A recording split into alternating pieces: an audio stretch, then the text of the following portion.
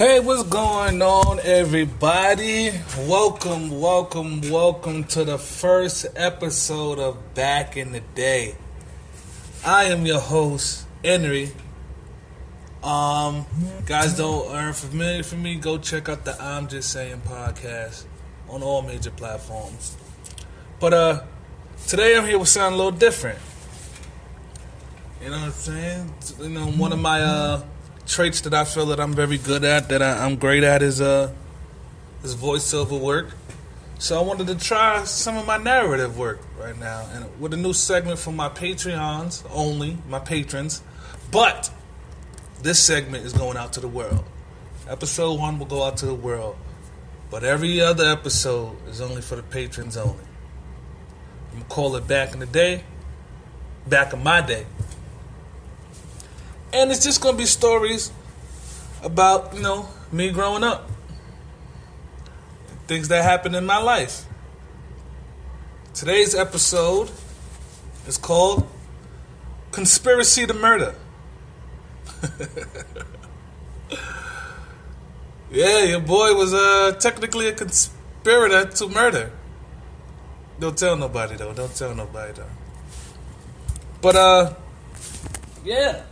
In this story, though, while I'm telling it, there'll be no dates. There'll be no street names. There will be no people name besides my own. Especially in this particular episode. Like, you guys ain't getting none of that out of me. For the simple fact is, well, I don't think there's a statute of limitation on murder, and I ain't trying to go to jail for something that I ain't do. Well, technically. Well, you'll see. But anyway,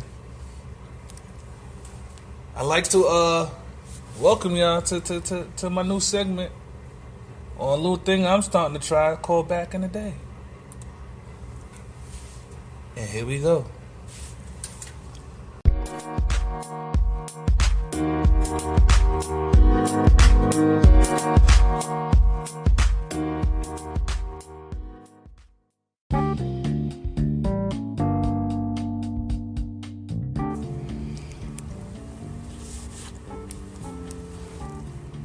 The year is 1989.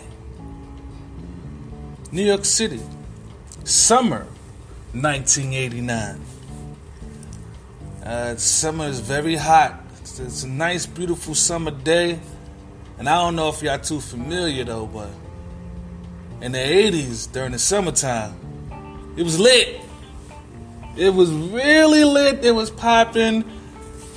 I mean, we had the old school blue and white police cars rolling around. A few radio raheems outside blasting their radios. I'm not too sure what the jam was playing back then, but I'm pretty sure the Ray band Outstanding was definitely bumping out there. I'm not too familiar with music. Matter of fact, I know what song was out there because I was running around. It's a little 3-year-old singing it. Joy and pain, sunshine and rain. Yes, that was definitely blasting off on radios, and I'm lying. It wasn't the summer of 1989. It was the summer of 1990. It was the summer of 1990. The fire hydrant, I mean, it was 110 degrees out, maybe. Felt like it, at least. Fire hydrants was on, back in the 90s. In the 80s, they let you rock out with the fire hydrants. They don't really do that no more. Police behave. But fire hydrant is on. I'm in New York City. I'm 3 years old, about to be 4. You know what I mean? Unfortunately for me at this time, my mother is strung out on crack. So I'm 3 years old. It's about 11 in the morning, hot day. I could hear the ice cream truck coming from up the block. It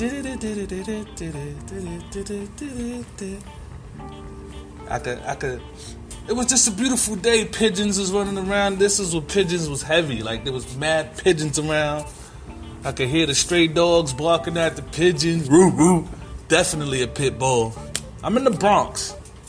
I live in the Bronx right now. My mom's is missing somewhere. We lived on such and such street in such and such part of the Bronx. And I'm just chilling outside in front of the stoop. I don't know who I'm with. I don't even know. I'm like, you guys gotta understand my memory from when I'm 3. I'm 32 years old. I'm trying to remember this from when I was 3. So bear with me, but who I was with, put it like this, I knew I wasn't outside with my moms. My moms was somewhere doing whatever she do. My pops, was he around still? I think he left when I was 2, so I think he was already gone by then.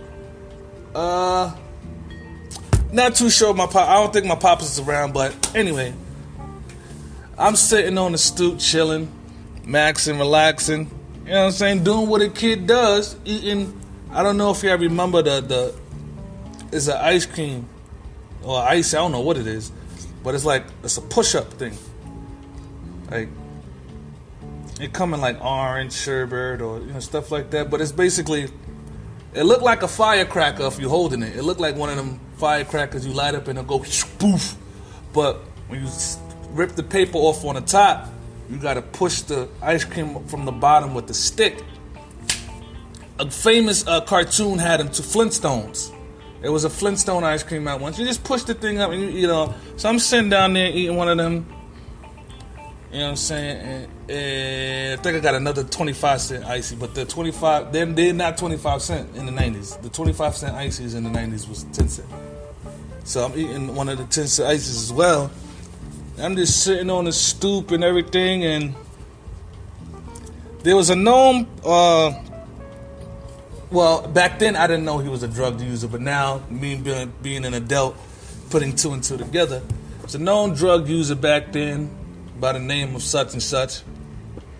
And such and such was known to, do dumb shit, you know what I'm saying? Borrow money, you won't see that nigga for months. This typical nigga shit, you know what I'm saying? He needs some money, he'll rob your car, you know what I'm saying? But leave his trading, like, he'll rob your car, but leave his ID in the car. Like, just retarded things. Like, so such and such, at this particular moment, such and such owed such and such a lot of money. Such and such owed what's in them a lot of money. And what's in them was looking for such and such. I didn't know this. I'm 3 years old. I'm downstairs on the stoop. We on such and such street. Outstanding is blasting on the wrist name. The fire hydrant's going. I'm thinking I'm contemplating after I eat this icy, I'm gonna go run to the fire hydrant, have some fun. I see all the other little kids by the fire hydrant. So I see such and such go in the building. Now once he come in my building, I already know where he going. He going to his spot that he always go, because he don't live in this building. So I already know where he going. So as I see such and such coming up the block, he walking up the block, probably just walking up the block, singing to the music. Because he probably got whatever he needs in his hand right now, so he's happy as hell. Cause you knock me out, you know what I'm saying? He's in his own little world. Approaches my building, go, hey, what up, Ricky? That's what everybody called me. That was my mother did not call me Enrique, Reeks, none of that. I'm still till this day trying to figure out, how does Ricky come out of Enrique? But since my grandmother and her made it up, I'm going to rock with it. But they go, hey, Ricky, what's going on, man? Where your mama at? And I believe I told him. I can't remember at the specific time right now what she was, but I believe I told him, oh, wherever she was, I knew where she was at the time. I can't remember right now. But I said it. And the crazy part is, I'm 3 years old, but I spoke very fucking well. Very well. I could hold a conversation with you. So I told him. He said, okay, cool. So he goes in the building. I already know where he's going. I'm still eating my icy and everything. So by this time, after he goes in the building, I'm done both of my ices. The first thing I do, I run to the fire hydrant, wash my hands, put my face in the... You know what I'm saying? And now I'm getting in there playing with the rest of the little kids, getting dressed. I'm getting dressed. Getting wet. Pause. We over there enjoying ourselves in the fire hydrant like little New York City kids supposed to do.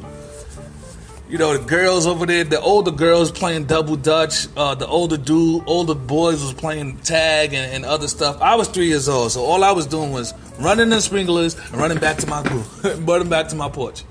Run in the sprinklers, get wet a little bit, and run back to my damn what's name. Now, this whole time, what's in them is coming up the block. Now, I should have known something was weird, because it seemed like as soon as what's in them turned the corner, it seemed like the fire hydrant ran out of water. The girls ain't have no more legs to jump double dutch. All the old people shut up. This is how you know the shit was real. The niggas was playing dominoes, paused. Now, if you ever seen a bunch of Hispanic people play dominoes, there is no pausing. There was a lot of banging on the damn table, talking shit, blah, blah, blah, blah, blah. Modelos and Coronas. Like, you know what's going on right now. Like, you know what it is. So, they stopped. I'm like, yo, what's going on? And I mean, what's going on? Because, you know, I'm back in my stoop, catching my breath from running the sprinklers. I turn to my right, I see what's in them. I'm like, oh, shit. The block instantly gets quiet. Now, if y'all know, if anybody from the hood, y'all know who what's in them's are, you know? When what's in them's hit the block and shit shut down, you know what I'm saying? And shit was different back in the 80s, in the 90s. When that nigga came by, shit shut down, you knew it was that nigga. Like, cause shit, you know? But it wasn't like he walked around as that nigga. He walked around as part of the community. He was just, you knew he was different. So, well, what's the name of them coming up the block? You know what I'm saying? I was looking at this pit bull.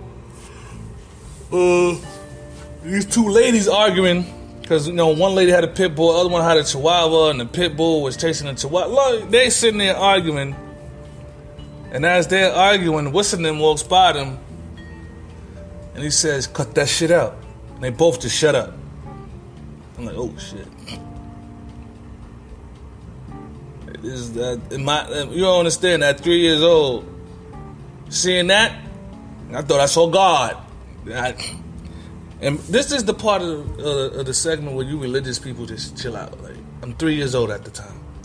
I didn't know how to spell God technically, let alone know what it means and stuff like that. So I'm like, man, God. So he's approaching my stoop. But as he's approaching my stoop, every time he walked by somebody, he asks, "Yo, you seen such and such?" You know what I'm saying? Probably they knew where he was or he didn't, but I was like, nah. Yo, you saw such and such? Nah, he walking up. Yo, you saw such and such? Nah. He even asked the police, because, you know, some of the police was on payroll back then. So he was like, yo, you saw such and such? And the police was like, nah. Whoop, and drove off. So he's walking, he gets to my building. He go, yo, Ricky. I go, what's good? What's the name of them? He go, yo, you see such and such? I'm like, yeah, I saw such and such. He up there on the roof.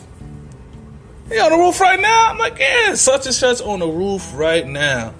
So what's the name goes upstairs now. By that time, when what's the name goes upstairs, I see my mother coming up the block. You know, usually, matter of fact, no, I'm lying. I didn't see my mother. I heard her. When she gets to the block, it's Ricky! You know, so yell at her block. You know, once I hear it, you know, my eyes try to locate where she at. I hear my mom's, I bolt right to her. Mommy! I run right to my mother, give her the biggest hug. She got ice cream, sneakers for me, clothes. I didn't know she was shopping. I thought she was up the block to go chill for a half a second. She was shopping and everything. But long story short, I get back. She walks me back up, you know what I'm saying, to the front of the building. She said, what you do? I was like, I was just playing with the sprinklers. She's like, anybody bother you? I said, no. I said, only thing that happened was, what's her name was looking for such and such, and I said such and such was on the roof. She said, boy, you did what? I said, what's her name was looking for such and such, and I told him such and such was on the roof. She said, boy, why'd you do that? Because that's what he said. He asked me a question, I gave him the answer. He asked me what's such and such on the roof. I told such and such on the roof. I didn't understand at the time what the hell was the big deal. Right? So my mother is tight. She grabs me by the hand, walks me. I'm like, what the hell is she all tight for? Because of such and such. Like, so I'm like, what the hell? I don't know what's going on. I'm retarded to the situation. Fast forward 10 years later. I'm 13 years old. I'm lying, I was 12 because this is right before my grandmother passed. I'm 12 years old. No, I could have been 13. Yeah, I am 13. I'm 13 years old. I'm bugging. I'm 13 years old. My mother was like, my grandmother's sitting there telling me and my cousin Anthony a story about how somebody was murdered, right? And how some dude in the hood owed somebody some money. They was ducking him for a while. And then when they finally got him, they beat dude up and threw him off the roof. Meanwhile, let's pause right there. We're gonna rewind a little bit. I go through that whole day after my mom's dragged me in there. She's upset. She calls my grandmother. Long story short, the very next day, when I come outside, there's police outside. But this is nothing new. This is the 80s, 90s. Police was always around. They was down with the get down. So I knew I had nothing to worry about. But this time I see the yellow tape. I'm like, what the fuck? Why they got tape over here by the building? Why we can't go out? That's what the whole thing was. We couldn't go outside. I'm like, why we couldn't go outside? Shit like that. No. Long story short, man. They were still cleaning up the blood and stuff from when the whistling came in. Back then, in New York, I don't know how it works in the United States, but in New York City, it's like the coroner gotta come get the body. You can't. Nobody else can come get it. And if the coroner's busy with other bodies, then you just go and wait. So, my grandmother is finally now explaining to me how when I told what's her name that such and such was on the roof, what's her name went up to the roof, beat such and such up, like beat the shit out of him, and then threw him off the roof and killed him. And I'm the reason why the nigga got found. I'm sorry, dog, but I'm 3 years old. Y'all can't knock that on me. You shouldn't be walking around here owing niggas money anyway. Plus, I'm 3 years old. And you shouldn't be on people's roofs that you don't even live in the building. So, in my mind, now that I'm an older person, I'm like, such and such went up there getting high. Well, what's your name came upstairs, he probably saw such and such. And what's your name said such and such. And such said, hey, man. High as a kite, not knowing what's going on, because he high, got the shit beat out of him, and then got thrown off a fucking roof. And that's the story of back in my day, when I was 3 years old, in the summer of 1990, being a co-conspirator to such and such getting murdered, all because I told what's his name he was on the roof. Fuck with me, man. I hope y'all fuck with it. I hope y'all like it. I hope y'all enjoyed yourself. Yes, it's a little short, but it's hard to hold somebody's attention span, especially when you're telling a story. Like, you know what I mean? And this is one that's from when I was 3. All the details aren't there. I can't remember half the shit I was talking about. So, it is what it is. I just had to. I was only able to tell y'all the actual and factual parts that I remember and recollected, and had good sources of telling the story. Now, a reason I can't get names and stuff like that is Because, I did give the Bronx, and I did give the year, and I did give the cause of death shit, now that I think about it. But, who knows? If there was more than one person that summer that got thrown off a roof in the Bronx, I'm good to go. If not, detectives, do your leave me alone. I ain't do it, nigga. I was 3. You can't convict a nigga for being 3. Alright? Anyway, this episode was free. Free for everybody. The next episode is for the patrons only. And for the patrons, I want to let y'all know to be looked out. I couldn't get into details and be descriptive. I could have, but I'm not. That's only for y'all. When I get to the patrons on my Patreon, it will be more details, more descriptions. It will be more vivid. I basically want you to be able to close your eyes and see it. Anyway, I thank y'all for rocking with me. As far as the podcast, I'm just saying the podcast. I might record tomorrow, might not. I was going to record this weekend, but I was depressed. I was very depressed. But I know I had to get this out to y'all, so I fought through my depression and my anxiety and got this out to y'all.